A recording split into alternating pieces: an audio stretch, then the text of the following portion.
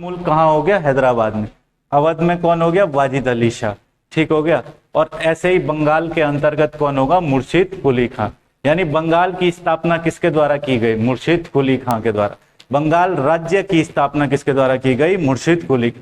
अब हम लोग पढ़ेंगे कि कैसे बंगाल का उदय हुआ और तेजी से कैसे अंग्रेजों ने बंगाल पर अपना कब्जा किए। तो सबसे पहले जो राजा आएगा वो राजा, सबसे पहले अब देखो बंगाल में जो राजा था ना उसको नवाब कहा जाता है। क्या बोला जाता है? नवाब। लखनऊ में भी नवाब कहा जाता है, अवध में भी नवाब कहा जाता है, समझ रहे हो? जैसे केरल में था तो वहां राजा को मतलब जमेरिन कहा जाता था। क्या बोला जाता है? जमेरिन। पढ़ा था वास्को डी गामा के समय पे। ऐसे ही अगर हम देखें हैदराबाद में तो दक्कन का क्या होता था? निजाम होता था। तो कहीं निजाम कहेंगे, कहीं नवाब कहेंगे, कहीं जमेरिन कहेंगे। बात एक ही है, किसकी बात हो रही? राजा की, प्रशासक की, प्रमुख की, जो उस क्षेत्र का क्या करेगा? प्रशासन चलाएगा।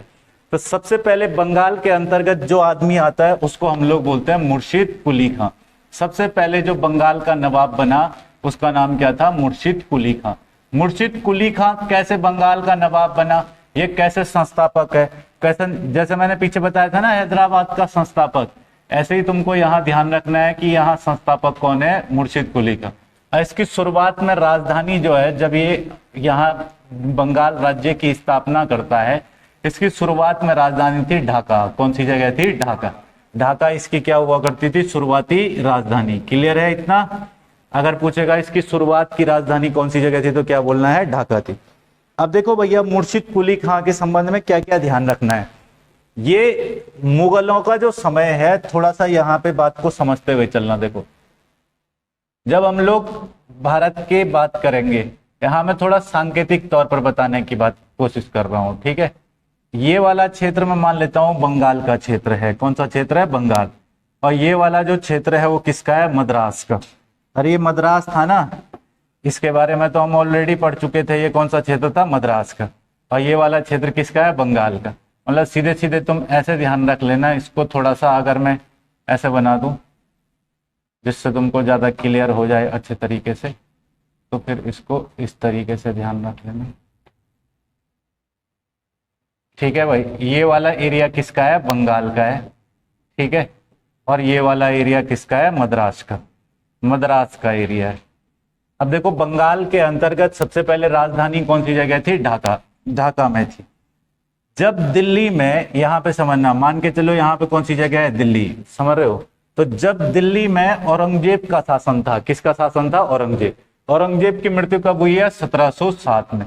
तो 1707 में औरंगजेब की मृत्यु होने से पहले ही लगभग 1700 ईस्वी के आसपास, किस वर्ष? 1700, लगभग 1700 ईस्वी के आसपास औरंगजेब ने इसे बंगाल का वजीर बना दिया था। क्या बना दिया था? बंगाल का वजीर। तो औरंगजेब के समय में ही मुर्शिद कुली खां 1700 में बंगाल का क्या बन गया था? वजीर बन गया था।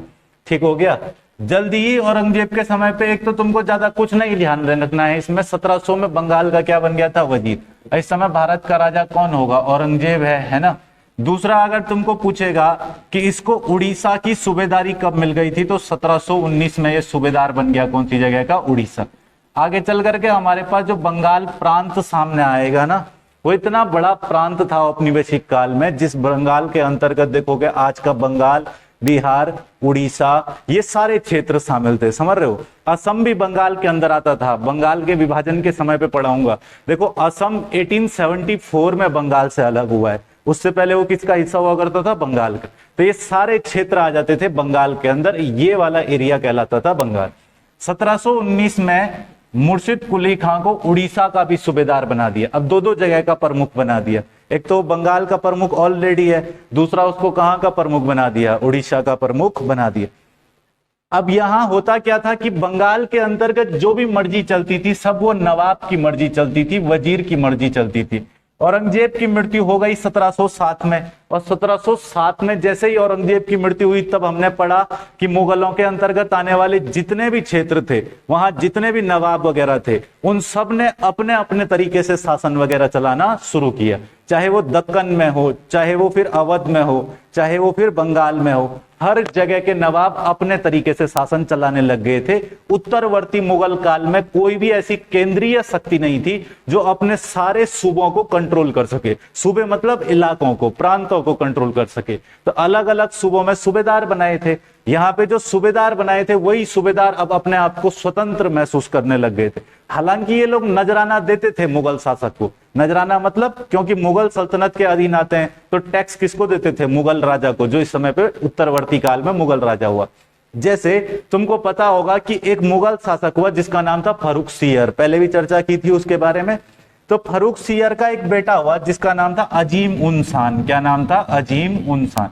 अजीम उन शान, ये कहानी है, ये तुमको कुछ ज्यादा याद नहीं रखनी है। अजीम उन शान फर्रुखसियर का बेटा था। किसका बेटा था? फर्रुखसियर। और फर्रुखसियर मुगल राजा था।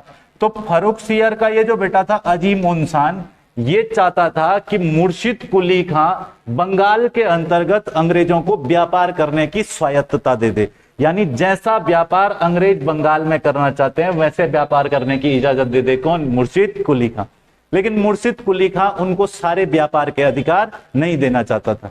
इसलिए एक दिक्कत हो जाती है यहाँ पे। ये जो फर्रुखसियर का बेटा है और मुर्शिद कुली खां है, इन दोनों के बीच हो जाते हैं संबंध खराब। और इन खराब संबंधों की वजह से स्थिति आ जाती है युद्ध तक की। किसकी स्थिति बन जाती है? युद्ध। अब ये युद्ध की स्थिति बन जाती है जब, तो ये आपसी युद्ध हो गया, गृह युद्ध। मुगल ही मुगलों से लड़ रहे हैं, समझ रहे हो बात क्यों? तो ये मुर्शिद कुली खां इस समय अपनी राजधानी ढाका से हटा देता है। कौन सी जगह से हटा देता है? ढाका से। और ढाका से हटा करके एक नया स्थान बसाया, मुर्शिदाबाद। कौन सी जगह? मुर्शिदाबाद। मुर्शिदाबाद राजधानी बना दी। तो क्वेश्चन आएगा कि किस बंगाल के नवाब ने मुर्शिदाबाद को राजधानी बनाया था? तो क्या बोलना है? मुर्शिद कुली खां। आई बात समझ में?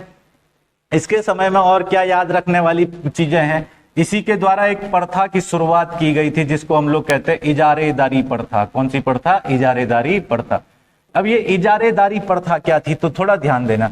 इस प्रथा को कौन शुरू कर रहा है? मुर्शिद कुली खां शुरू कर रहा है। क्या है इस प्रथा में? तो ये प्रथा थी जमींदारी से संबंधित। किससे संबंधित थी? जमींदारी। अब देखो बहुत सारे लोगों के पास बड़ी बड़ी जमीनें होती थी, बड़े बड़े जमींदार होते थे। अब इन जमींदारों के पास बड़ी सारी जमीनें थी, गरीब किसानों के पास जमीन वगैरह उतनी ज्यादा नहीं थी। तो मुर्शिद कुली खां इजारेदारी प्रथा लेकर के आया। इजारेदारी प्रथा से इसने बड़े बड़े जमींदारों से जमीन ले ली और जमीन लेने के बाद छोटे किसानों को ठेके पर जमीन दे दी। तो इस प्रथा को हम क्या बोल देते हैं? इजारेदारी प्रथा। यानी बड़े जमींदारों से जो है ना भूमि ले लेना और छोटे जमींदारों में उन्हें या छोटे किसानों में उनको बांट देना। इस प्रथा की शुरुआत करने वाला व्यक्ति कौन था? तो मुर्शिद कुली खां। अब जब इसने इजारेदारी प्रथा की शुरुआत की तो निश्चित सी बात है इससे नाराज होंगे कौन? जमींदार नाराज होंगे, है ना? अरे इससे कौन नाराज हो जाएगा? जमींदार। जो बड़े जमींदार होंगे वो तो नाराज होंगे ही। और उन्हीं जमींदारों में से एक नाम था जिसका नाम था सीताराम राय। क्या नाम था? सीताराम राय। सीताराम राय। एक तो था सीताराम राय, ठीक हो गया। एक था उदय नारायण। क्या नाम था? उदय नारायण। और एक जमींदार था जिसका नाम था गुलाम मोहम्मद। क्या नाम था? गुलाम मोहम्मद। ये तीनों के तीनों जमींदारों ने विद्रोह कर दिया मुर्शिद कुली खां के खिलाफ। किसने विद्रोह कर दिया? एक तो सीताराम राय ने, दूसरा कौन सा? उदय नारायण, और तीसरा किसने? गुलाम मोहम्मद। तीन लोगों ने विद्रोह कर दिया मुर्शिद कुली खां के खिलाफ। जब इन तीनों ने विद्रोह किया और इसके अलावा मुर्शिद कुली खां के खिलाफ जमींदारों का विद्रोह होता रहा।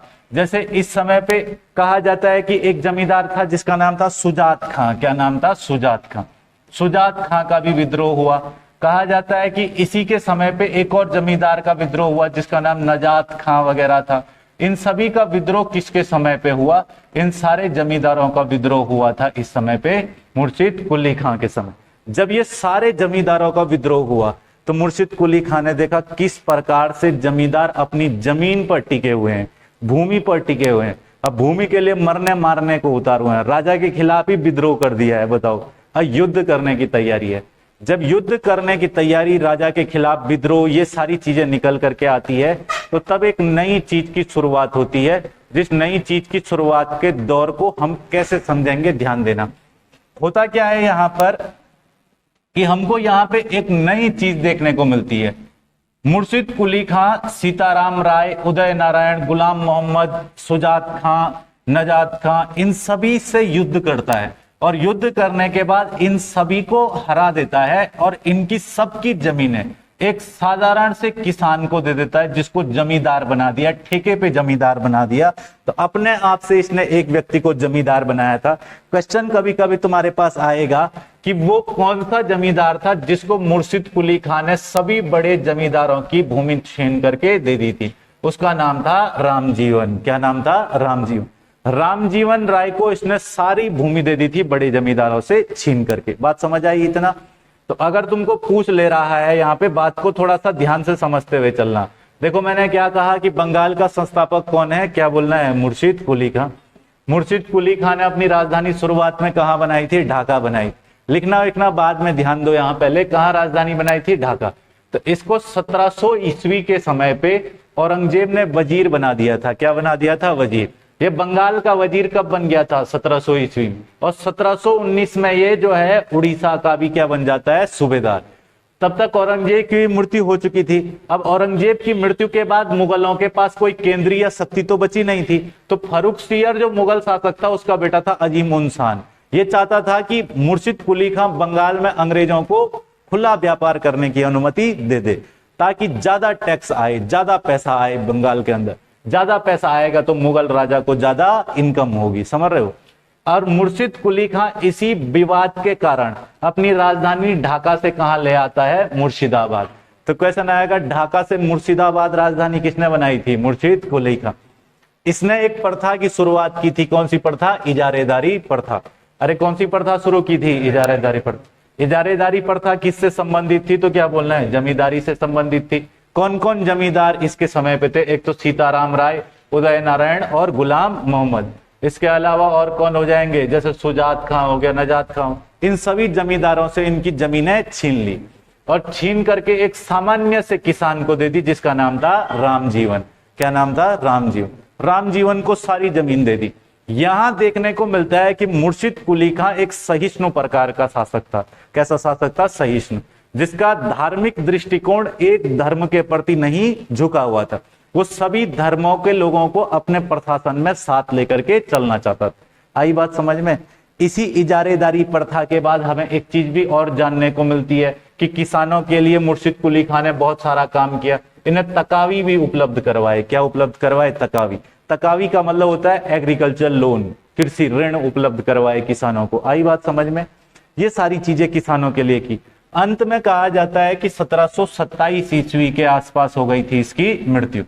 जब 1727 में इसकी मृत्यु हो जाती है, तो इसकी मृत्यु के बाद बंगाल का अगला नवाब आता है। बंगाल का क्या आता है? अगला नवाब। पूछेगा मुर्शिद कुली खान की मृत्यु कब हो गई? 1727। चार बातें हैं इससे ध्यान रखने वाली। एक तो इजारेदारी प्रथा। कौन सी प्रथा? इजारेदारी। दूसरा तुमको पूछेगा किस जमींदार को दे दी थी सारी जमीन? रामजीवन को। ठीक हो गया। तीसरा तुमको ध्यान रखना है, इसने अपनी राजधानी किसको बनाया? मुर्शिदाबाद। मुर्शिदाबाद को अपनी राजधानी। तो मेन चीज यहां से पूछेगा। समझ गए बात को? इसके बाद जैसे ही मुर्शिद कुली खान की मृत्यु हुई, तो इसका दामाद अगला शासक बना, अगला नवाब बना, जिसका नाम था सुजाउद्दीन। क्या नाम था? सुजाउद्दीन। सुजाउद्दीन बंगाल का अगला नवाब हुआ। इसके समय में कुछ नहीं है, एक बात तुमको याद रखनी है, बहुत लंबा शासनकाल नहीं है इसका। 1733 में इसने बिहार का जो क्षेत्र है उसे बंगाल में मिला दिया। किस में मिला दिया? बंगाल। तो बिहार को विजित कर बंगाल में किसने मिला दिया था? तो क्या बोलना है? सुजाउद्दीन। सुजाउद्दीन के समय, अब देखो बंगाल कितना बड़ा हो गया, बंगाल, बिहार, उड़ीसा। समझ रहे हो बात को?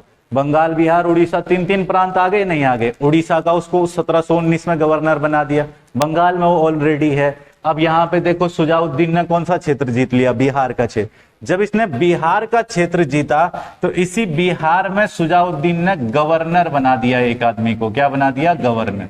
इस बिहार का गवर्नर सुजाउद्दीन ने बनाया अलीवर्दी खां को। किसको बना दिया? अलीवर्दी। तो पूछेगा किसको गवर्नर बनाया था? क्या बोलना है? अलीवर्दी खां। अलीवर्दी खां को यहाँ का बना दिया गया गवर्नर। सुजाउद्दीन के बाद अगला राजा आया, इसी का बेटा था, उसका नाम था सरफराज खां। क्या नाम था? सरफराज खां। बंगाल का अगला नवाब कौन हुआ? सरफराज। जैसे हमने सुजाउद्दीन को पढ़ा ना, ऐसे ही अगला नवाब कौन हो गया? सरफराज। 1 साल तक शासन किया। कितने साल तक शासन किया? 1 साल। 1 साल तक शासन किया लगभग। लेकिन ये बड़ा अयोग्य प्रकार का व्यक्ति था, है ना? ये मतलब ऐसी था, केवल इसको केवल भोग विलास से मतलब था। ये ज्यादातर शराब वराब में डूबा रहता था, कोई विशेष काम इसको आता नहीं था, इसमें कोई शासन वाली योग्यता ही नहीं थी, राजा वाला कुछ इसमें जो है गुण वगैरह ही नहीं थे। तो एक युद्ध होता है जिस युद्ध को हम लोगों को बहुत अच्छे तरीके से ध्यान रखना है। 10 मार्च 1740 को सरफराज का, देखोगे जब भी राजा भोग विलासी हुआ है ना इतिहास में क्या हुआ है, जब भी राजा भोग विलासी यानी ज्यादा शराब शराब वाला, बंगाल ऐसी स्थिति में था ही नहीं, अभी अभी बंगाल का उदय हो रहा है, अभी अभी मुर्शिद कुली खां बंगाल को बना रहा है, अभी अभी नए नए नवाब आ रहे हैं, अभी अभी भोग विलास शुरू हो जाएगा, तो बंगाल डूबेगा ना, राजा की हत्या होगी। ऐसी स्थिति में राजा को मारने वाले कई सारे लोग हो सकते हैं, है ना, क्योंकि गद्दी हर किसी को चाहिए होगी थी। और इसी समय पे अगर हम लोग बात करें सरफराज खां की, तो सरफराज खां की हत्या कर देता है अलीवर्दी खां। कौन कर देता है? अलीवर्दी खां, जिसको कहां का नवाब बनाया था? बिहार का नवाब बनाया था, गवर्नर बनाया था जिसको बिहार का, तो यही अलीवर्दी खां 10 मार्च 1740 को, किस दिन? 10 मार्च 1740 को किसको मार देता है? सरफराज खां। समझ गए बात को? जिस युद्ध में सरफराज खां को अलीवर्दी खां ने मारा, उस युद्ध को कहते हैं गिरिया का युद्ध। क्या बोल देते हैं? गिरिया का युद्ध। कौन सा युद्ध कहते हैं? गिरिया का युद्ध। पूछेगा गिरिया का युद्ध किस किस के बीच हुआ था, तो क्या बोलना है? सरफराज खां और अलीवर्दी खां। क्लियर है इतना? कब ये युद्ध हुआ था? 10 मार्च 1740, और इस युद्ध में मारा गया था कौन? सरफराज खां। अब बंगाल का अगला नवाब कौन आ जाएगा? अलीवर्दी खां। अलीवर्दी खां के समय में देखो, अलीवर्दी खां ने मार दिया था ना सरफराज खां को, अगला नवाब कौन आ जाएगा बंगाल का? अलीवर्दी खां। अलीवर्दी खां के समय तक तुम देखोगे तो बड़ी चीजों में परिवर्तन हो चुका था। अरे भाई अभी तो बहुत ज्यादा कुछ है ही नहीं, अभी तो आगे सिराजुद्दौला वगैरह आएगा, थोड़ा यहाँ पे बात समझना। देखो अलीवर्दी खां बंगाल का क्या बन चुका है? अभी नवाब। अभी तक ये जो है वो अलग अलग क्षेत्रों में था, अभी बंगाल का नवाब बन गया। अभी तक गवर्नर बनाया गया था केवल इसको बिहार का, अब क्या बन चुका है? ये नवाब। और जब ये नवाब बना तो इसके अंदर में कितने क्षेत्र आते हैं? पूरे 3 क्षेत्र। 3 क्षेत्र आते हैं इसके अंदर में, बंगाल, बिहार, उड़ीसा, और तीनों क्षेत्रों को मिलाकर के नवाब बन गया। इसके समय पे मुगल बादशाह पूछेगा तुमको मोहम्मद शाह। कौन था? मोहम्मद शाह। मोहम्मद शाह रंगीला के समय बहुत सारी घटनाएं हुई है। जैसे मोहम्मद शाह के समय पे ही देखोगे तो हैदराबाद राज्य का उदय हुआ है नहीं हुआ? मोहम्मद शाह के समय पे ही देखोगे तुम कि जो बंगाल है वो एक स्वतंत्र राज्य के रूप में उभरेगा। मोहम्मद शाह के समय ही तुम देखोगे कि 1739 में ईरान के आक्रमणकारी नादिर शाह का आक्रमण हो जाएगा। इसी के समय अवध राज्य की शक्तियां मजबूत होंगी। तो ये कमजोर राजा था। इसका मतलब क्या है कि केंद्रीय शक्ति कमजोर है, और जब जब केंद्रीय शक्ति कमजोर हुई है तो क्षेत्रीय शक्ति बढ़ी है। ये राजतंत्र का सिद्धांत है, समझ रहे हो? मौर्य हम लोगों ने प्राचीन भारत में पढ़ा, चंद्रगुप्त मौर्य अखंड भारत बना देता है, और इतना बड़ा अखंड भारत संभालने के लिए उनके पास लोग ही नहीं थे, योग्य व्यक्ति ही नहीं थे। क्या हुआ? बाद में छोटे छोटे राज्यों का जन्म हुआ, कई सारे छोटे छोटे राज्य बने। अगर राजा अपने अंडर में सबको कंट्रोल करके नहीं रखेगा तो विद्रोह तो होगा ही, इसलिए राजा का मजबूत होना बहुत ज्यादा जरूरी है। औरंगजेब की मृत्यु के बाद ये बड़ी कमी मुगल प्रशासन में देखने को मिलती है। उत्तरवर्ती काल में कोई ऐसा मुगल शासक नहीं हुआ जिसने मुगलों की डूबती हुई सल्तनत को बचाया हो। हर किसी ने डूबने में पूरा योगदान दिया, समझ रहे हो? अल्लाह डूब रही थी, किसी ने, उन्होंने मतलब पकड़ना था, उन्होंने धक्का दिया डुबाते हुए और ज्यादा कुएं की तरफ को। ये मुगलों की डूबती हुई सल्तनत में हमको देखने को मिला। इस समय अगर हम लोग देखेंगे अलीवर्दी खां के समय पे, तो अलीवर्दी खां जब बंगाल का नवाब बना तो 1740 से लेकर के और 1750 तक, 1740 में मारा ना इसने सरफराज खां को, मारा नहीं मारा? तो 1740 से 1750 तक इसके समय लगातार हमला हुआ मराठाओं का। किसका हमला हुआ? मराठाओं ने इस पर हमला कर। अब एक बात समझो इस समय के भारत की, देखो कितना जबरदस्त समय चल रहा है। अगर हम लोग इस समय के भारत को थोड़ा ठीक से समझें तो यहाँ है कौन? मराठा। समझ गए बात को? ये वाला राज्य किसका है? निजाम का। हैदराबाद वाला निजाम दक्कन का आ जा रहा है। ये वाला हिस्सा कौन सा है? बंगाल का हिस्सा। अब इसमें उड़ीसा, बिहार भी आ जाता है। यहाँ एक नई शक्ति का उदय हो रहा है। किसका? मराठा। इधर अवध साम्राज्य, दिल्ली सल्तनत, वो सब अलग ही चल रहे हैं। समझ रहे हो बात को? और अंग्रेजों की इच्छा क्या है कि धीरे धीरे सबको हड़पेंगे बेटा, सबसे पहले किसको हड़पा? हैदराबाद को, है ना, निजाम को पकड़ लिया इन्होंने अंडरकल। अब उनकी निगाह बराबर बनी हुई है किस पर? बंगाल। बंगाल में अंग्रेज अब देखो कैसे एंट्री मारेंगे धीरे धीरे। जैसे ही यहां पे मराठाओं का उदय हुआ तो ये जो मराठा साम्राज्य था ये हर किसी पर आक्रमण कर देता था एकदम से। आसपास के क्षेत्रों पे मराठाओं के समय में समझेंगे ज्यादा अच्छे से। तो मराठाओं ने इस समय लगातार अभियान चलाए किस पर? बंगाल पर। लगातार यहां से मराठाओं के अभियान जाते रहे बंगाल पर। 1740 से 1750 तक बेचारा अलीवर्दी खां परेशान हो गया मराठाओं के आक्रमण से। इतना ज्यादा परेशान हो गया कि यार शासन संभालूं कि मराठाओं को संभालूं, और अगर मराठाओं को संभालूंगा तो शासन छूटेगा, शासन संभालूंगा तो मराठा सब कुछ छीन के ले जाएंगे। अंत में मजबूर होकर के इसने तय किया कि ये मराठाओं से संधि कर लेगा। क्या कर लेगा? संधि। 1751 के समय पे अलीवर्दी खां मराठाओं से संधि कर देता है। मराठाओं में एक व्यक्ति थे जिनका नाम था रघुजी भोसले। क्या नाम था? रघुजी भोसले। रघुजी भोसले से इन्होंने क्या कर ली? संधि कर ली। तो पूछेगा किस किस के बीच संधि हुई थी? तो मराठाओं में रघुजी भोसले और किसके बीच में? अलीवर्दी खां। इन दोनों के बीच में एक संधि हो जाती है। इस संधि के द्वारा अलीवर्दी खां कहता है कि मराठा मेरे ऊपर हमला वगैरह नहीं करेंगे। तो रघुजी भोसले जो थे वो कहते हैं कि देख मराठा तेरे ऊपर हमला नहीं करेंगे, तुझे दो काम करने होंगे। बोला ठीक है। संधि समझौता दोनों तरफा होता है। अब बदले में मराठा बोल रहे हैं हम हमला नहीं करेंगे, तो अलीवर्दी खां को भी तो कुछ ना कुछ मानना पड़ेगा। वैसे भी संधि करने तो वही गया है, तो ज्यादा शर्तें किसको माननी पड़ेंगी? अलीवर्दी खां को। तो इसने मराठाओं ने यहाँ पे पहली शर्त क्या रखी? ध्यान देना, मराठाओं ने सबसे पहली शर्त रखी कि देखो भैया तुमको प्रत्येक वर्ष 12 लाख रुपये, कितने रुपये? 12 लाख। 12 लाख रुपए चौथ कर देना पड़ेगा। कौन सा कर देना पड़ेगा? चौथ कर। चौथ टैक्स के बारे में बताया था ना तुमको, मराठाओं के समय पे सरदेश मुखी और चौथ, ये भयंकर कर थे दोनों के दोनों। इससे मराठाओं को खूब आय होती थी। तो ये जो चौथ कर था ये लगा दिया कितना? 12 लाख रुपये वार्षिकी। कितना लगा दिया? वार्षिकी। ये देना पड़े। बोला ठीक है दे देंगे। दूसरी शर्त मराठाओं ने अलीवर्दी खां के सामने रखी कि देखो उड़ीसा का प्रशासन तुम संभालो। क्या संभालो? प्रशासन।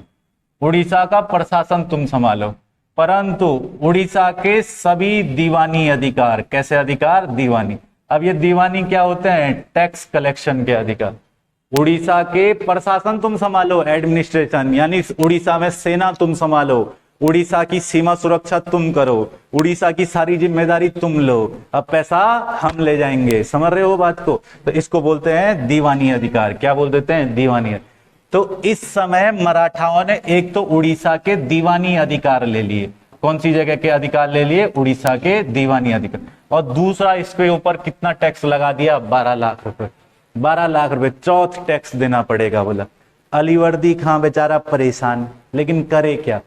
इसने मराठाओं से संधि ही इसलिए की थी क्योंकि अलीवर्दी खां में चाहे कितनी दिक्कतें रही हो, कितना अयोग्य हम इसको कह लें, अयोग्यता सब कुछ ये नहीं होती कि सब कुछ हार जाना अयोग्यता है। इतिहास में कई बार बहुत समझदारी काम आती है। अलीवर्दी खां इतना समझदार आदमी था, मराठाओं से संधि इसलिए की थी केवल, अलीवर्दी खां को पता था कि इस समय बंगाल पर गिद्ध की तरह नजर लगाए हुए बैठे हैं अंग्रेज। कौन बैठे हैं? अंग्रेज। और जैसे इनको थोड़ा सा मौका मिलेगा बोला तो ये घुस जाएंगे तुरंत बंगाल में। तो अलीवर्दी खां ने एक तो मराठाओं से संधि कर ली। इसको पता था बड़ा क्षेत्र होगा, बहुत बड़ा एरिया होगा मेरे पास, बंगाल, बिहार, उड़ीसा संभाल ही नहीं पाऊंगा, इससे बढ़िया एरिया छोटा हो और उस पर ठीक से शासन कर सकूं। तो इसकी सोच वो थी। इसका मतलब ये क्या था? एक समझदार व्यक्ति था। दूसरा, इसके समय में अलीवर्दी खां की दूसरी सबसे महत्वपूर्ण बात क्या है? इसने अंग्रेजों के संबंध में क्या था? अंग्रेजों के संबंध में कहूं या यूरोपियों के संबंध में? किसके संबंध में? यूरोपिय। इसने यूरोपियों की तुलना जो है वो मधुमक्खी के छत्ते से की है। किससे की है? मधुमक्खी का छत्ता। मधुमक्खी का छत्ता कहा है इन्होंने। इसने कहा है कि यूरोपी जो है ना, उनको जो है किसी तरीके से अपनी राजनीति में नहीं घुसने देना है। बंगाल की राजनीति में उनको बिल्कुल भी नहीं घुसने देना है। दूसरा बोला यूरोपियों का क्या है, यूरोपी जो है ना वो मधुमक्खी का छत्ता है। क्या चीज है? मधुमक्खी का छत्ता। क्यों कहा था इसने यूरोपियों को मधुमक्खी का छत्ता? तो समझो ध्यान से। इसने कहा था कि ये पहले तो ना सब देखते रहते हैं क्या हो रहा है क्या नहीं हो रहा है, लेकिन जैसे ही तुम इनसे शहद निकालने जाओ तो ये सारे चिपक जाएंगे एक साथ, सब मिल करके लड़ेंगे। तो इसने क्वेश्चन आता है कई बार कि वो कौन सा नवाब था बंगाल का जिसने यूरोपियों की तुलना मधुमक्खी के छत्ते से की है? तो क्या बोल देना है? कौन था? अलीवर्दी खान। अलीवर्दी खान ने क्या बोला है कि यूरोपी जो है ना वो क्या है? मधुमक्खी के छत्ते के समान है, इनके ऊपर ज्यादा अपने को दया करने की जरूरत नहीं है, इनको प्रशासन वर्शासन में शामिल मत करो, इनको किसी तरीके से अपनी राजनीति में हस्तक्षेप मत करने दो। जैसे हैदराबाद में हुआ ना, बाद में उत्तराधिकार के लिए दिक्कत हो गई तो वेलेजली ने कौन सी संधि लगा दी? सहायक संधि। सहायक संधि लगाई, बोला दे दो हैदराबाद हमको। समझ रहे हो बात को? जब ज्यादा विवाद हो जाएगा तो अंत में कुछ भी नहीं बचेगा, न वहां के राजा का बचेगा, अंग्रेज उसको किसी न किसी तरीके से हड़प ही लेंगे। अंग्रेज चाहते ये थे कि कहां झगड़ा क्रिएट हो, और गलती से जो जहां देख लेंगे ना कि थोड़ा विवाद हो गया, उस क्षेत्र को तुरंत अपने अधिकार में करने आ जाते थे। इसलिए अलीवर्दी खां कहता था कि यूरोपी जो है वो मधुमक्खी के छत्ते के समान है। ये ध्यान रख लेना। समझ गए बात को? आगे अपने को क्या जानकारी मिलती है कि अलीवर्दी खां के समय तो ये सब कुछ हुआ, मराठाओं का आक्रमण हुआ, रघुजी भोसले मराठा जी से जो संधि वगैरह हुई, 12 लाख रुपए चौथ कर देना स्वीकार कर दिया, उड़ीसा के दीवानी अधिकार किसको दे दिए? मराठाओं को दे दिए। आगे तुमको एक महत्वपूर्ण बात देखने को मिलेगी कि अब आता है बंगाल का सबसे महत्वपूर्ण नवाब जिसका नाम था सिराजुद्दौला। क्या नाम था? सिराजुद्दौला।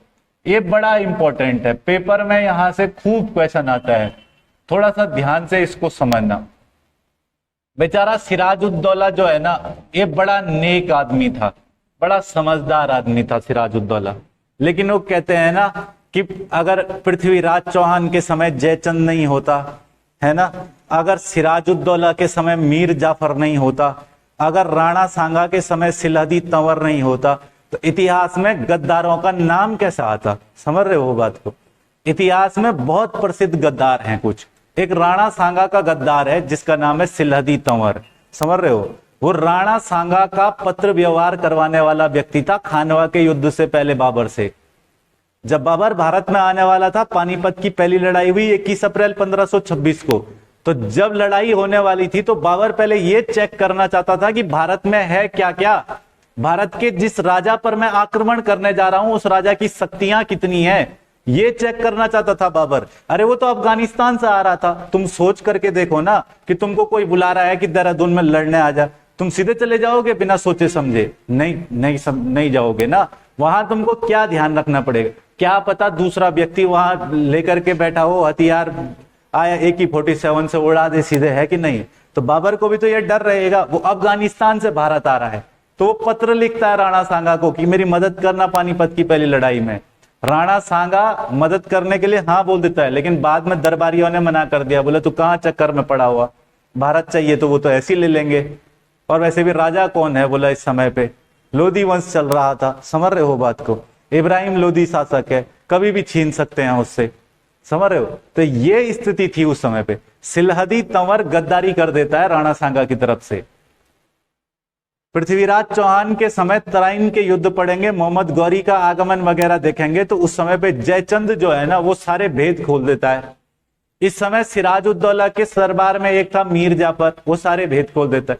किसी शायर ने इसीलिए तो कहा है कि अगर तेरी जिंदगी, अगर इतिहास में मीर जाफर और जयचंद और वो न होता, क्या बोलते इसको, तीसरा सिलहदी तंवर न होता, मेरी जिंदगी में तू न होती, तो शायद इतिहास और मेरी जिंदगी दोनों ही अलग होती। ठीक है ना? तो ऐसा गद्दार मतलब किसी ने कहा है, ऐसा मजाक में लिखा है, कुछ ऐसा ही था। अब यहाँ पे ना हम लोग सिराजुद्दौला को जब समझेंगे ढंग से, हमको एक बात समझ आएगी। सिराजुद्दौला नवाब बना, इसकी सीधी सीधी सोच थी भैया किसी तरीके से यूरोपीय कंपनियों को पूरी इजाजत नहीं देनी है। अगर इनको इजाजत दे दी तो ये बैठ जाएंगे यहीं। जानता था इस बात को अच्छे तरीके से। जब राजा बना, इसका पूरा नाम था मोहम्मद मिर्जा सिराजुद्दौला। क्या नाम हो जाएगा? मोहम्मद मिर्जा सिराजुद्दौला। समझ गए? जब ये नवाब बना तो मात्र 23 वर्ष का था। कितने वर्ष का था? 23 वर्ष, मात्र 23 साल का था सिराजुद्दौला जब कहां का नवाब बना? बंगाल। 23 साल की आयु में सिराजुद्दौला बंगाल का नवाब बन चुका। लेकिन सिराजुद्दौला के समय में थोड़ी दिक्कतें थी। जैसे एक स्थान हुआ करता था इस समय पे पूर्णिया। कौन सा स्थान हुआ करता था? पूर्णिया। तो पूर्णिया में एक नवाब था जिसका नाम था शौकत जंग। क्या नाम था? शौकत जंग। ये जो शौकत जंग है ना, ये अल्टीमेटली वैसे तो सिराजुद्दौला की मौसी का ही लड़का था, है ना। ये कहां का नवाब था? पूर्णिया का नवाब। ये जो पूर्णिया का नवाब था शौकत जंग, ये बहुत ही ज्यादा अपने कह सकते हैं ना महत्वाकांक्षी था बंगाल का नवाब बनने के लिए। इसकी इच्छा थी कि बंगाल का नवाब मैं बनूं, नवाब मेरे को होना चाहिए, सिराजुद्दौला को क्यों होना चाहिए। और सिराजुद्दौला की दूसरी मौसी थी एक, इसका नाम था घसीटी बेगम। क्या नाम था? घसीटी बेगम। ये बहुत खतरनाक थी, समझ रहे हो बात को। ये घसीटी बेगम जो थी ना, ये और भयंकर थी, समझ रहे हो बात को। ये घसीटी बेगम भी सहयोग कर रही है किसको? शौकत जंग को। और ऊपर से सिराजुद्दौला का एक और हिंदू राजा से नहीं बनता है, उनका नाम है राजवल्लभाचार्य। क्या नाम है? राजवल्लभाचार्य। ये सब जो है ना, सबके सब विरोध में है सिराजुद्दौला के।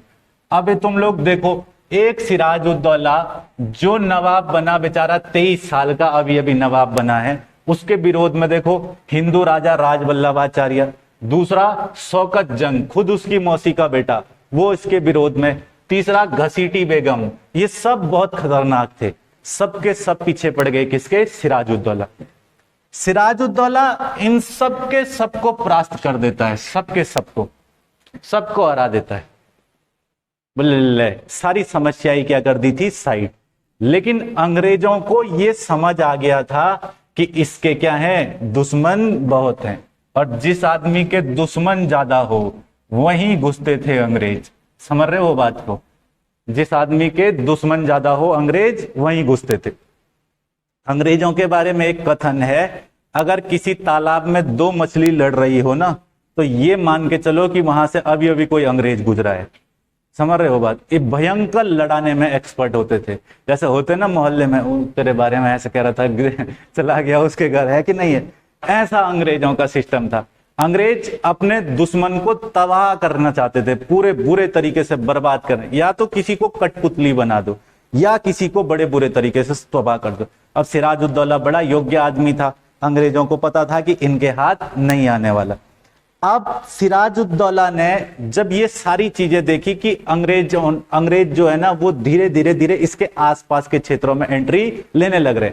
अंग्रेज इस समय कलकत्ता में घुस गए। कौन सी जगह घुस गए? कलकत्ता। कलकत्ता तक तो अंग्रेज आ ही गए थे, मैंने तुमको बताया था, हुगली में कारखाना खोला था, वो तो बताया था ना तुमको। तो कलकत्ता में आ गए, जो मैंने तुमको पढ़ाया भी था पीछे। कलकत्ता के अंदर, इसके आसपास के गांव के अंदर, बंगाल के क्षेत्रों के अंदर अंग्रेजों का आगमन हो चुका है। अंग्रेज यहां आते हैं, अंग्रेजों ने भी इसका विद्रोह शुरू कर दिया इन सब के साथ मिलकर के। विद्रोह तो शुरू किया, अंग्रेजों ने सिराजुद्दौला के खिलाफ बहुत ज्यादा साजिश करना शुरू किया। अंग्रेजों ने इससे इजाजत मांगी सिराजुद्दौला से कि हमें कलकत्ता में एक गोदाम बनाना है। क्या बनाना है? गोदाम। समझ रहे हो बात को? एक स्टोर बनाना है हमको कलकत्ता में, तुम हमको स्टोर बनाने के लिए जगह दो। तो सिराजुद्दौला व्यापार की अनुमति तो दे सकता था, क्योंकि वो तो मुगल शासक से फरमान था अंग्रेजों को कि वो बंगाल में व्यापार कर सकते हैं। सिराजुद्दौला उससे नहीं रोक सकता था, परंतु सिराजुद्दौला उनको अधिकार नहीं करना देना चाहता था। तो गोदाम बनाने की जगह दे दी, बोला बनाओ गोदाम। जब गोदाम बनाया तो इस गोदाम को बनाने वाला, थोड़ा सा ध्यान देना, इस गोदाम को बनाने वाला व्यक्ति था जिसका नाम था रोजर ड्रेल। क्या नाम था? रोजर ड्रेल। एक गोदाम बनाने आया था यहां, समझ रहे हो? ये गोदाम बनाने की अनुमति लेता है, और इन्होंने ऊंची ऊंची दीवारें खड़ा करना शुरू कर दिया, मोटी दीवारें बनाना शुरू कर दिया। उसको स्वरूप दे दिया किले का। किसका स्वरूप दे दिया? किले का। इसी किले को फोर्ट विलियम का किला कहते हैं। क्या बोल देते हैं? Fort William. अरे फोर्ट का मतलब किला, और विलियम उस समय इंग्लैंड का राजा। समझ रहे हो बात को? तो अंग्रेजों ने यहाँ क्या करना, बनाना शुरू कर दिया किला। जगह किस चीज के लिए मांगी? गोदाम के लिए। तो सिराजुद्दौला एक बार आकर के बोला रोजर ड्रेल को, बोला देख तेरे को गोदाम बनाने की जगह दी है, तू किला क्यों बना रहा है? लेकिन इसकी समझ में बात नहीं आई। बोला तुम इसको किले का स्वरूप नहीं दे सकते हो, इसको तुरंत तुमको तबाह करना पड़ेगा। किला जैसा ये किला, किलेबंदी तो इजाजत ही नहीं है। बोला अंग्रेज किलाबंदी कर देते थे ना, अपना कोई गोदाम बना देते थे, उसके बाद क्या कर देते थे, किलाबंदी। अगले कुछ टाइम बाद यहाँ पर सिराजुद्दौला फिर से आता है, इसको चेतावनी देके गया था, तो देखता है कि रोजर ड्रिल जो है ना वो इसके ऊपर तोप रखने की जगह बना रहा है, इसी किले के ऊपर। सिराजुद्दौला देखा, उसका दिमाग खराब हो गया, इसको बोले तेरे को मना किया था ना, बोले एक बार, ठीक है। इसकी समझ में नहीं बात आई, बोला उतरो नीचे। यही इसी फोर्ट विलियम के किले में कहते हैं कि 20 जून 1756 को, किस दिन, 20 जून 1756, 146 अंग्रेजों को पकड़ा। कितने अंग्रेजों को पकड़ा, 146। 146 अंग्रेजों को पकड़ा। इन 146 अंग्रेजों को पकड़ करके एक छोटे से कमरे में बंद कर दिया, छोटे से कमरे में, जिस कमरे में मात्र 10-12 आदमी आ सकते थे। उस कमरे में सिराजुद्दौला ने कितने अंग्रेजों को बंद कर दिया, 146। एकदम भर दिया, मतलब ऐसे जैसे वो भर देता, भूसा भर देते हैं ना, ऐसा ऐसा भर दिया अंग्रेजों को पूरा। ये मान के चलो इस हॉल में ज्यादा से ज्यादा 100 बच्चा आ सकता है अगर, और इसके अंदर मतलब मान के चलो हमने भर दिया कितने बच्चों को, जैसे यहाँ भर दिया 700-800, दम घुटने लगेगा, घुटने लगे नहीं घुटने लगे। ऐसी छोटा सा कमरा है, किसी का किचन जैसा होता है ना, वैसे में घुसा दिया कितने लोगों को, 146। किस रात को, 20 जून की रात 1756। 21 जून को सुबह जब ये दरवाजा खोला गया तो यहां 146 में से मात्र 23 लोग जिंदा बचे थे। कितने लोग जिंदा बचे थे, 23। अंग्रेजों को देख के रूह कांप गई कि बोले तो बहुत भयंकर आदमी है। इसी 23 में जो जिंदा बचा था उसमें से एक का नाम था हॉलवेल। क्या नाम था, हॉलवेल। ये भागा भागा पहुंच गया इंग्लैंड। कहां पहुंचा, इंग्लैंड। इंग्लैंड पहुंचा, इतिहासकार था ये। तो इंग्लैंड गया, इंग्लैंड जाकर के इसने बताया वहां सिराजुद्दौला पकड़ दिया था, काल कोठरी में बंद कर दिया था, वो बड़े बुरे तरीके से बंद कर दिया था, समझ रहे हो, और यहां से भागने का कोई रास्ता नहीं था। तो हॉलवेल को पूछा गया कि तुम कैसे बच गए वहां, ने कहा मेरे को सबसे लास्ट में बंद किया था, वहां इतना भयंकर तरीके से बंद किया था सबको कि पूरी रात क्या क्या हुआ कोई नहीं जानता, और सुबह मात्र कितने लोग बचे हुए थे, 23। उस 23 में से एक ये खुद था। तो इस ब्लैक होल की घटना, इस घटना को ब्लैक होल ट्रेजेडी कह देते हैं। क्या नाम दे देते हैं, ब्लैक होल ट्रेजेडी। इसको ब्लैक होल क्या बोलेंगे, ट्रेजेडी। ट्रेजेडी याद रहेगा, इस घटना को क्या बोल देते हैं, ब्लैक होल ट्रेजेडी। यानी तुमको ध्यान रखना है कि इसको कहते हैं त्रासदी, ब्लैक होल त्रासदी। क्या बोलेंगे, ब्लैक होल त्रासदी। इसमें कितने लोग बच गए थे, बस 23 लोग।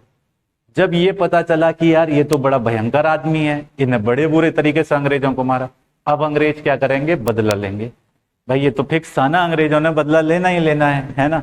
तो अंग्रेज अब सिराजुद्दौला का पीछे, मतलब ये तो अंग्रेजों को तय हो गया कि अब एक ही आदमी को मारना है, और उस आदमी का नाम है सिराजुद्दौला।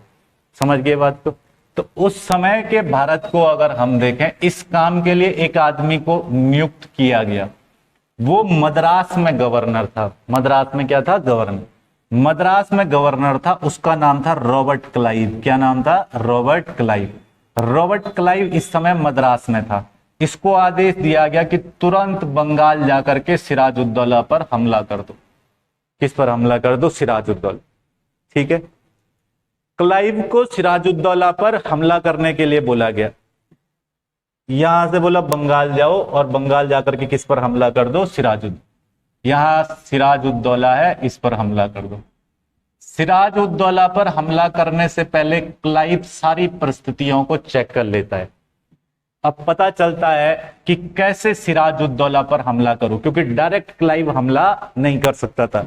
क्लाइव कोई कुशल सेनापति थोड़ी था, क्लाइव तो एक गवर्नर था, एक प्रशासक था जो प्रशासन चला। ऐसा सेना, उतना बड़ा सेनापति थोड़ी था जो जाके सीधे सिराजुद्दौला पर हमला कर। सिराजुद्दौला के पास पैसा भयंकर था, सेनाएं भयंकर थी, समझ रहे हो बात को। ये सारी चीजें, वो बंगाल का नवाब था, वो एक योग्य व्यक्ति भी था।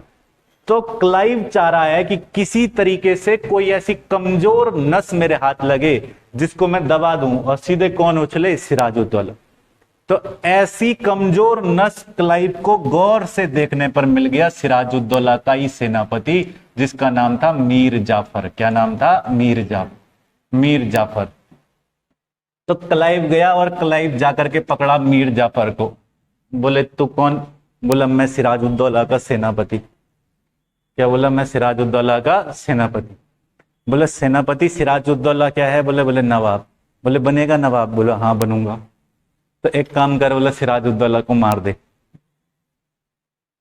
तो मीर जाफर के मन में जो है ना लड्डू फूटा। ठीक है, इसको लगा हाँ यार मार दूंगा तो नवाब कौन बन जाएगा? मैं बन जाऊंगा, है ना। और मेरे को बचाने वाले वैसे भी हैं कौन? अंग्रेज हैं ही, मेरे साथ सेना है सारी तैयार। तो जैसे ही मीर जाफर इनके साथ हाथ मिला देता है तो क्लाइव युद्ध की घोषणा करवा देता है। किसके साथ? सिराजुद्दौला के साथ। और क्लाइव और सिराजुद्दौला के बीच में युद्ध होता है। इस युद्ध को कहते हैं प्लासी का युद्ध। क्या बोल देते हैं? प्लासी का युद्ध। ये बंगाल में हुआ था प्लासी का युद्ध। प्लासी का मैदान गंगा नदी के किनारे पड़ता है। किस दिन प्लासी का युद्ध हुआ? तो 23 जून 1757 को। कब हुआ था? 23 जून 1757। इस दिन युद्ध हुआ था। कौन सा? प्लासी का युद्ध। आई बात समझ में? अब प्लासी के युद्ध में देखो, एक तरफ सिराजुद्दौला है। कौन है? सिराजुद्दौला। और एक तरफ कौन है? Robert Clive. क्लाइव ने पहले ही किसको बोला हुआ है? मीर जाफर को। सिराजुद्दौला के सेनापति को पहले ही पटा के रखा है ये, है ना। अब इसको पता है कि भाई मेरे पास एक व्यक्ति है मीर जाफर, ये सारा काम कर देगा, मेरे को कुछ नहीं करना, बस युद्ध किसी तरीके से खींचते रहना है लंबा। मीर जाफर सिराजुद्दौला को इस युद्ध में जैसे ही अंग्रेज सामने आते हैं तो मीर जाफर सिराजुद्दौला को कहता है कि महाराज आप चले जाइए, अंग्रेजों से युद्ध मैं कर लूंगा, कोई बहुत बड़ी सेना नहीं है, इनको तो मैं ही निपटा दूंगा, आप युद्ध भूमि में क्या करेंगे। समझ रहे हो बात को। सिराजुद्दौला को भी भेज दिया यहां से युद्ध भूमि से बाहर। जब सिराजुद्दौला को युद्ध भूमि से बाहर भेजा उस समय सिराजुद्दौला की सारी सेनाएं कहां थी? युद्ध मैदान। समझ रहे हो बात को। सिराजुद्दौला के सारे सेनापति कहां थे? युद्ध मैदान, युद्ध लड़ रहे थे। और ये सिराजुद्दौला को युद्ध मैदान से ही बाहर भेज दिया मीर जाफर। बोले जाओ रेस्ट करो, इस युद्ध को मैं झेल लूंगा, मैं मार लूंगा, बोला रॉबर्ट क्लाइव को, कोई बहुत बड़ी बात नहीं। ठीक है, जैसी सिराजुद्दौला को युद्ध मैदान से बाहर भेजा, अपने कुछ सैनिकों को भेजता है और सिराजुद्दौला की करवा देता है हत्या। इसको बोलते हैं गद्दारी। ठीक है, तो सिराजुद्दौला की क्या कर दी? हत्या कर दी। जैसे ही सिराजुद्दौला की हत्या हुई, अब तय हो चुका था कि बंगाल बर्बाद होगा, बंगाल पर अंग्रेज लूट मचाएंगे और बड़े बुरे तरीके से मचाएंगे। बंगाल पर जैसे ही इन्होंने सिराजुद्दौला को मारा तो अपने वादे के अनुसार किसको नवाब बनाएंगे? किसको नवाब बनाएंगे? मीर जाफर। मीर जाफर को नवाब बनाया। मीर जाफर पे दिमाग था ही नहीं। मीर जाफर ने ना एक प्रणाली शुरू कर दी जो इसकी सबसे बड़ी भूल थी। मीर जाफर जब नवाब बना तो इसने अंग्रेजों को बड़े सारे उपहार देना शुरू कर दिया, अंग्रेजों को बड़ा खुश रखना शुरू कर दिया। इसने एक व्यवस्था की भी शुरुआत कर दी, उस व्यवस्था को हम कहते हैं दस्तक प्रणाली। क्या बोल देते हैं? दस्तक प्रणाली। ये दस्तक प्रणाली क्या थी? तो मीर जाफर जो था वो नवाब था, ये मोहर मार के दे देता था एक कागज पे, वो कागज अंग्रेज अपने पास रखते थे। दस्तक का मतलब अंग्रेजों को व्यापार करने के लिए पास मिल गया। समझ रहे हो? तुम टोल पे चले गए, टोल प्लाजा वाला या तो तुम्हारे पास पास है तो तुमको जाने देगा, समझ रहे हो, नहीं तो वो तुमसे टैक्स का पैसा लेगा। तो इसने पास दे दिया सारे अंग्रेजों को, सारे अंग्रेजों को पास दे दिया, बोला ये लो पास। अंग्रेजों ने दस्तक रख लिया अपने पास। इस दस्तक का बड़ा गलत इस्तेमाल किया। भारतीय व्यापारियों को यहां पर बहुत सारा कर देना पड़ता था, बहुत सारा टैक्स देना पड़ता, और अंग्रेज केवल दस्तक दिखा के काम चला लेते थे। और ये दस्तक अंग्रेजों को देने वाला आदमी कौन था? मीर जाफर। यानी कर मुक्त व्यापार दे दिया, बोले जाओ इस दस्तक दिखाना और व्यापार कर लो। ये दस्तक प्रणाली से बंगाल की पूरी अर्थव्यवस्था ढह गई, ढहनी ही थी, समझ रहे हो। पैसा कहां से आएगा राज्य में, जहां से पैसा आना था व्यापार से, वो तो टैक्स अंग्रेजों से ले ही नहीं रहा। दस्तक प्रणाली के चक्कर में ये जो है ना सब कुछ अंग्रेजों पर लुटा देते। जब बाद में देखता है कि यार अर्थव्यवस्था बहुत ढीली ढाली होने लग रही है, तो ये धीरे धीरे धीरे उपहार वगैरह अंग्रेजों के कम कर देता है। अंग्रेजों को जो नजराने वगैरह भेंट किया करता था, अंग्रेजों को जो शाही प्रकार के स्वागत दिया करता था, वो सब इसने कम कर दिए, क्योंकि पैसा ही रहना बंद हो गया। और जब पैसा ही नहीं होगा राजकोष में, तो शाही खजाना कहां से देगा शाही स्वागत किसी को। तो मीर जाफर जैसे जैसे अंग्रेजों के अधिकार कम कम कम कम करता जाता है ना, तो अंग्रेज चाहते हैं कि ये कहीं जो है ना, अंग्रेजों को लगता है कि ये हमसे बगावत तो नहीं कर रहा है। अब तुम किसी आदमी को पहले ही बहुत सारे गिफ्ट दे दो, समझ रहे हो, अब बाद में छोटा सा एक टॉफी ले जा करके दे दो, तो फर्क पड़ जाएगा ना, काफी फर्क। पहले टॉफी दो, फिर 5 रुपए वाली चॉकलेट, फिर 10 रुपए वाली, फिर डेरी मिल्क सिल्क 120 रुपए वाली, है ना, फिर 1000 रुपए वाला डब्बा। तो तब तो समझ आता भी है, अगले आदमी को लगेगा धीरे धीरे मेरी वैल्यू बढ़ रही। लेकिन अगर तुम पहले 1000 रुपए वाला डब्बा लेके दिए, अगले दिन को तुमने इक्लेयर्स टॉफी दी, तो खाएगा क्या इक्लेयर? नहीं खाएगा ना, है ना। उसमें दिक्कत क्या हो जाएगी, उसको लगेगा यार वैल्यू घट गई। समझ रहे हो बात को। इसलिए तो तुम देखते नहीं हो वैलेंटाइन डे पे इतना बड़ा टेडी पैक करा के जा रहे होते हैं, लगता है डेड बॉडी लपेट के जा रहा होगा ऐसे, है ना। तो ऐसे ही मीर जाफर जो था वो कौन सी प्रणाली शुरू की? दस्तक प्रणाली। और इस दस्तक प्रणाली से अर्थव्यवस्था, बंगाल की पूरी अर्थव्यवस्था जो है वो ढह जाती है। बंगाल की अर्थव्यवस्था आ जाती है समाप्ति की स्थिति में, समझ रहे हो। जब अर्थव्यवस्था समाप्ति की स्थिति में आ जाती है, तो मीर जाफर अपने खर्चे कम करने के चक्कर में अंग्रेजों को धीरे धीरे अधिकार वापस लेना शुरू करता है। अंग्रेजों को लगता है कि जाफर जो है ना वो हमारे साथ गद्दारी कर रहा है। अब तो अंग्रेज मीर जाफर को हटा करके उसी के दामाद मीर कासिम को बंगाल का नवाब बना देते हैं। किसको बना देते हैं? मीर कासिम। अब देखो, मीर जाफर के बाद कौन बंगाल का नवाब बना? मीर कासिम। अंग्रेजों को लगा कि मीर जाफर जो है ना वो ठीक आदमी नहीं है, कौन ठीक रहेगा? मीर कासिम। मीर कासिम को बना दिया। मीर कासिम दामाद था किसका? मीर जाफर। इसको लेके आ गए, इसको बना दिया बंगाल का नवाब। मीर कासिम बहुत समझदार आदमी था, बहुत योग्य आदमी था, मीर जाफर के एकदम 360 डिग्री अपोजिट था। जैसे ही राजगद्दी पर बैठा तो सबसे पहले दस्तक प्रणाली का अंत किया। कौन सी प्रणाली का अंत कर दिया? दस्तक प्रणाली। दस्तक प्रणाली ही समाप्त कर दी। बोला किसी को कोई फ्री ट्रेड नहीं, मुक्त व्यापार, मुफ्त में व्यापार किसी को नहीं। समझ रहे हो बात को। जो व्यापार करेगा बदले में पैसा देगा, टैक्स का पैसा देगा, और टैक्स से ही राज्य चलता है। जैसे ही अंग्रेजों के खिलाफ ये व्यवस्था आई कि भैया अब तो क्या देना पड़ेगा? टैक्स देना पड़ेगा। अंग्रेजों को लगा कि बस गलती ले आए इसको, अंग्रेजों को अपने किए पर पछतावा होने लगा। अंग्रेजों की सबसे बड़ी भूल थी मीर कासिम को बंगाल का नवाब बनाना। लेकिन अंग्रेज इस भूल को भी सुधार देते हैं, उनके पास ताकत थी। मीर कासिम अंग्रेजों से दूर दूर भागना चाहता है, ये अंग्रेजों के नजदीक नहीं रहना चाहता, किसी तरीके से अपने प्रशासन को आजाद रखना चाहता। इसलिए मीर कासिम अपनी राजधानी बनाता है भागलपुर मुंगेर को। इसने राजधानी कौन सी जगह ला गया? भागलपुर मुंगेर। अभी तक राजधानी कौन सी जगह थी? मुर्शिदाबाद। अरे मुर्शिदाबाद थी ना राजधानी, मुर्शिद कुली खान ने बनाई थी। तो ये मुर्शिदाबाद से अपनी राजधानी कौन सी जगह ला गया था? भागलपुर मुंगेर। मुर्शिदाबाद बंगाल में पड़ता है, समझ रहे हो। अब भागलपुर मुंगेर कहां पड़ता है? बिहार में। कौन सी जगह पड़ता है? बिहार। ठीक है, इन्हें अपनी राजधानी वहां बना दी। अंग्रेजों को इस बात से और ज्यादा दिक्कत। इसने तीसरा एक और महत्वपूर्ण फैसला लिया। इसके द्वारा भागलपुर मुंगेर में जो है बारूद का कारखाना लगा दिया गया। किसका कारखाना लगा दिया गया? बारूद का कारखाना। जब इसने बारूद का कारखाना लगाया ना, तब अंग्रेजों को लगा कि अब तो हद ही हो गई। इन्हें बारूद का कारखाना भी लगा दिया, इसने अपनी शक्तियां भी बनाना भी शुरू कर दिया, हथियार बनाना शुरू कर दिया, बम बूम बना रहा है, पता नहीं कब हमारे ऊपर फोड़ देगा।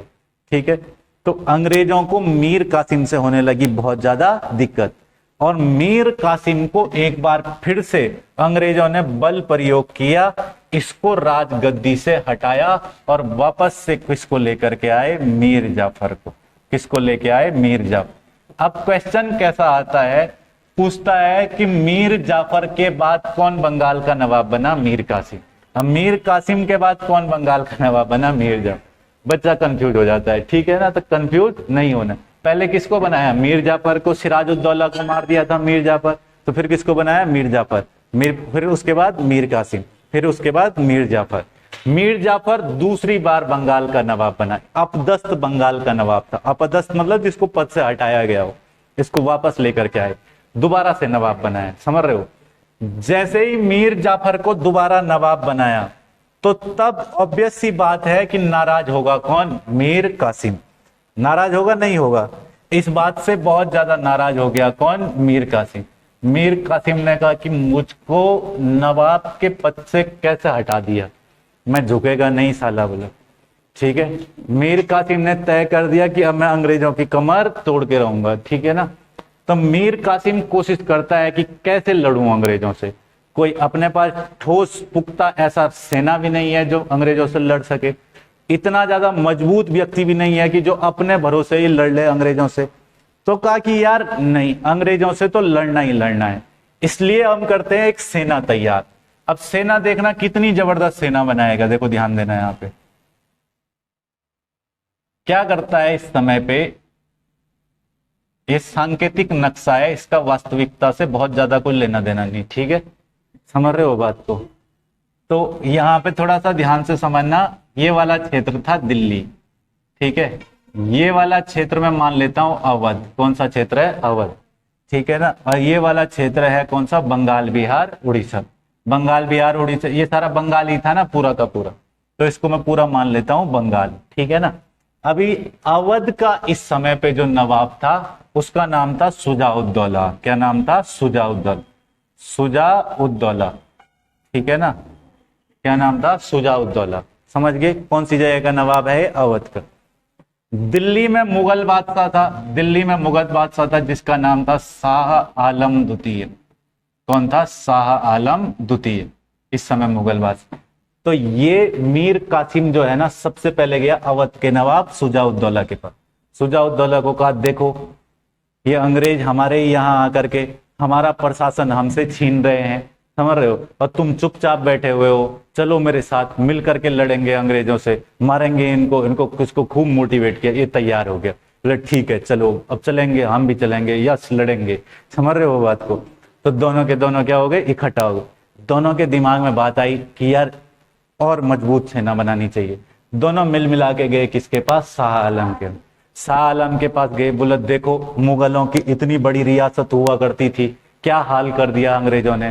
देखो बाबर, देखो याद करो, तुम्हें बाबर की कसम, तुम्हें हुमायूं की कसम, सारे पूर्वजों की कसम दे दी, तुम्हें अकबर की कसम, तुम्हें जहांगीर की कसम, तुम्हें अनारकली की कसम सब कसम दे दी, समझ रहे हो बात को। सारी कसम दे दी किसको, शाह आलम द्वितीय। शाह आलम द्वितीय भी तैयार हो गया, बोले ठीक है। तीनों के तीनों मिलकर के त्रिकुट सेना लेकर के, कौन कौन, एक तो मीर कासिम, ये बंगाल का नवाब था पहले, दूसरा कौन, अवध का नवाब शुजाउद्दौला, और तीसरा दिल्ली का मुगल बादशाह कौन, शाह आलम द्वितीय। देखो तीनों के तीनों ये तीन त्रिकट महाविरकट सेना लेकर के चले, ठीक है। किससे लड़ने के लिए चले, अंग्रेजों से। अंग्रेजों में इस समय पे भारत में सबको पता है हेक्टर मुनरो आ जाता है। कौन आ जाता है, हेक्टर मुनरो। अभी था कौन, अभी क्या पढ़ा था हमने, रॉबर्ट क्लाइव। लेकिन क्लाइव थोड़ी लड़ सकता था इतनी बड़ी सेना से। क्लाइव मैंने तुम्हें बताया ना एक सामान्य सेनापति था, इतना बड़ा सेनापति थोड़ी था। तो क्लाइव को पता था कि तीन तीन की सेना आ रही, अंग्रेजों को दिक्कत हुई। अंग्रेजों ने एक बड़े क्रूर आदमी को बुलाया इस युद्ध के लिए, उस आदमी का नाम है हेक्टर मुनरो। क्या नाम है, हेक्टर मुनरो। हेक्टर मुनरो के बारे में कथन है कि अगर युद्ध में सामने वाले व्यक्ति पे निशाना नहीं लगा तो ये इतना क्रूर आदमी था, ये घोड़े को गोली मार देता था, ठीक है। घोड़ा गिरेगा, उस पर बैठा हुआ आदमी भी गिरेगा।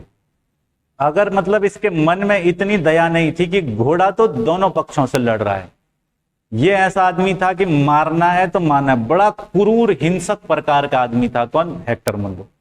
इस युद्ध में उतर गया सामने से। इधर ये तीनों के तीनों की सेना हेक्टर मुनरो, ये दोनों के दोनों आमने सामने होते हैं बक्सर के मैदान में। कौन से मैदान में? बक्सर के मैदान। इतिहास प्रसिद्ध इस युद्ध को कहा जाता है बक्सर का युद्ध। समझ रहे हो बात को? ये बक्सर का युद्ध 22 अक्टूबर 1764 को हुआ था। कब हुआ था? 22 अक्टूबर 1764। प्लासी का युद्ध, बक्सर का युद्ध, बड़े महत्वपूर्ण है दोनों युद्ध। समझ रहे हो बात को? अब इस बक्सर के युद्ध में तीन लोग हैं। कौन कौन तीन लोग हैं? एक तो देखो तुम, शाह आलम द्वितीय है, एक कौन है? शुजाउद्दौला अवध का नवाब, एक कौन है? मीर कासिम। ये तीनों सेना लेकर के गए हैं। तीन की ये जो सेना जब लड़ती है यहाँ पे, तो इस युद्ध का हमको बड़ा अच्छा एक निष्कर्ष देखने को मिलता है। इस युद्ध में बड़े भयानक तरीके से लड़े तीनों। युद्ध बड़ा अच्छा खासा युद्ध था बक्सर का युद्ध। लेकिन देखो, कई बार शौर्य के आगे आधुनिकता भारी पड़ जाती है। समझ रहे हो? आदमी का बल श्रेष्ठ है ये माना जाता है, लेकिन कई बार मशीनों के आगे आदमी विवश हो जाता है। समझ रहे हो? आधुनिक दौर में अंग्रेजों के पास ऐसी मशीन थी, ये सब आ रहे थे तलवार लेकर के, ये वो AK-47 धड़ ब्रस्ट फायर। समझ रहे हो बात? न तीन सेना अंग्रेजों के पास आधुनिक हथियार, समझ रहे हो, तोप वगैरह सब कुछ, इतना आधुनिक हथियार, गोले बारूद, इन सब का इतने अच्छे से प्रयोग जानते थे अंग्रेज कि हेक्टर मुनरो इस लड़ाई को बड़ी आसानी से जीत जाता है। समझ गए बात को? क्योंकि वो उनके पास मॉडर्न चीजें थी ना, टेक्नोलॉजी थी। समझ रहे हो? और हेक्टर मुनरो इस युद्ध को जैसी जीत जाता है, तो तुम समझ पा रहे हो कि इस बक्सर के युद्ध से क्या नुकसान हुआ। तुम समझ पा रहे हो क्या नुकसान हुआ? इस बक्सर के युद्ध से नुकसान केवल बंगाल का नहीं हुआ, इस बक्सर के युद्ध से अल्टीमेटली अवध, इस बक्सर के युद्ध से अल्टीमेटली दिल्ली, यहां से लेकर के यहां तक संपूर्ण भारत पर, जहां अंग्रेज आए केवल कहां थे? बंगाल। यहां से दिल्ली तक उत्तर भारत पर सारा अधिकार किसका हो गया? अंग्रेजों। एक युद्ध, बक्सर का युद्ध। इस बक्सर के युद्ध के बाद बंगाल में पूरे तरीके से किसका अधिकार? अंग्रेजों का अधिकार। बक्सर के युद्ध के बाद एक संधि होती है, इस संधि को हम कहते हैं इलाहाबाद की संधि। क्या बोल देते हैं? इलाहाबाद की संधि। इस इलाहाबाद की संधि को थोड़ा सा ध्यान से समझ लेना। देखो कौन सी संधि हुई थी? इलाहाबाद की संधि। ये जो इलाहाबाद की संधि है, ये कब हुई थी? तो ये हुई थी 1765 में। किस वर्ष हुई थी? 1765, 1765। इस संधि में कुछ नई चीजें निकल करके आई। जैसे क्या नई चीजें निकल करके आई? तो शाह आलम द्वितीय, जो बक्सर के युद्ध में त्रिकुट सेना का नेतृत्व कर रहा था, ठीक है ना, वो शाह आलम द्वितीय और अंग्रेजों के बीच में ये संधि होती है। शाह आलम द्वितीय और किसके बीच में होती है? अंग्रेजों के। कौन सी संधि थी ये? क्या बोलेंगे इस संधि को? इलाहाबाद की संधि। शाह आलम द्वितीय ले जाकर के देता है, बोला बंगाल, दूसरा बिहार, कौन सा? बिहार, तीसरा कौन सा? उड़ीसा। बोले ये तीनों क्षेत्र में तुमको सौंपता हूं। तीनों के तीनों राज्य किसको देता हूं? अंग्रेजों को देता हूं। अंग्रेजों ने कहा हम क्या करेंगे इसका? वो समझदार थे। समझ रहे हो? हमारे यहाँ का राजा होता मीर जाफर जैसा, बोलता दे दो मेरे को दे दो। वो समझदार थे। उन्होंने कहा हम क्या करेंगे बंगाल, बिहार, उड़ीसा को, जबकि चाहिए उनको। पर वो क्या कह रहे हैं? देखो, इलाहाबाद की संधि में बंगाल, बिहार, उड़ीसा, बोला इसके हमको प्रशासनिक अधिकार तो चाहिए ही नहीं। कौन से अधिकार नहीं चाहिए? प्रशासनिक अधिकार। प्रशासनिक अधिकार मतलब हमें चाहिए ही नहीं कि हम इस प्रांत को संभालें, हमें चाहिए ही नहीं कि हम अपना एडमिनिस्ट्रेशन यहां बैठाएं, हमें चाहिए ही नहीं कि हम अपनी गवर्नेंस यहां बनाएं। समझ रहे हो? बोला इन तीनों के तीनों प्रांतों को गिफ्ट में देते हैं तुम्हें। शाह आलम द्वितीय तो खुश हो गया, ये तो लौटाने गया था, बोला ये वापस मेरी को मिल रहे हैं। बोला प्रशासन तुम्हारा, देख रेख तुम्हारी, सब कुछ तुम्हारा, बस यहां के दीवानी अधिकार हमारे। समझ गए? यानी झाड़ू पोछा सफाई सुपाई तू करेगा, बोला सब कुछ, और लास्ट में पैसा उठाने कौन आएंगे? हम आएंगे। ये थे अंग्रेज। समझ रहे हो? शाह आलम द्वितीय बैल खुश हो गया, तीन प्रांत मिल गए बोल करके। कौन कौन से 3 प्रांत? बंगाल, बिहार, उड़ीसा। दिल्ली का राजा था, बताओ। इसको यहाँ केवल प्रशासनिक अधिकारी बना करके छोड़ दिया। यहाँ के सारे टैक्स कौन ले लेते थे? अंग्रेज। इस प्रकार बंगाल के अंतर्गत एक नई व्यवस्था की शुरुआत होती है।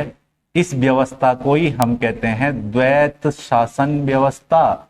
ये बंगाल की द्वैत शासन व्यवस्था है। ये कंपनी की द्वैत शासन व्यवस्था नहीं है जो ईस्ट इंडिया कंपनी में हमने पढ़ी थी। इस द्वैत शासन व्यवस्था का मतलब क्या है? बंगाल में द्वैत शासन व्यवस्था का मतलब है कि प्रशासन संभालेगा शाह आलम द्वितीय, लेकिन दीवानी अधिकार, दीवानी यानी टैक्स कलेक्शन के जो अधिकार हैं वो किसके होंगे? अंग्रेजों के होंगे। 2 तरीके से प्रशासन को चलाना, ये होती है द्वैत शासन व्यवस्था। इसको बोलते हैं ड्यूअल गवर्निंग सिस्टम। बोलते हैं नहीं बोलते हैं? इस शासन व्यवस्था की शुरुआत हो गई। ड्यूअल रूलिंग सिस्टम बोलो, ड्यूअल गवर्निंग सिस्टम बोलो, है ना। कैसे इस शासन व्यवस्था की शुरुआत हो रही है? क्या करा अंग्रेजों ने? इलाहाबाद की संधि करी। इलाहाबाद की संधि के तहत क्या किया? ये वाला क्षेत्र जो है इसको दे दिया प्रशासनिक अधिकारी के बतौर। अब बदले में क्या बोला कि दीवानी अधिकार हमारे, यानी बंगाल, बिहार, उड़ीसा में प्रशासनिक अधिकार किसके पास? शाह आलम के पास। और दीवानी अधिकार किसके पास? अंग्रेजों के। इसी व्यवस्था को हम क्या कहते हैं? द्वैत शासन व्यवस्था। बात समझ आई? तो इस द्वैत शासन व्यवस्था तक हम यहां तक इतना समझ लेते हैं कैसे बिहार पर अंग्रेजों ने अपना कब्जा किया। आगे हम पढ़ेंगे अवध और मराठा राज्यों का उदय। छत्रपति शिवाजी महाराज के नेतृत्व में कैसे वहां पर मराठा साम्राज्य का उदय हुआ। दूसरा हम पढ़ेंगे कि अवध में वाजिद अली शाह की क्या भूमिका थी। ठीक है ना। ये बंगाल उदय के बाद पढ़े। क्लियर है इतना? कोई सवाल वगैरह, कोई समस्या इससे?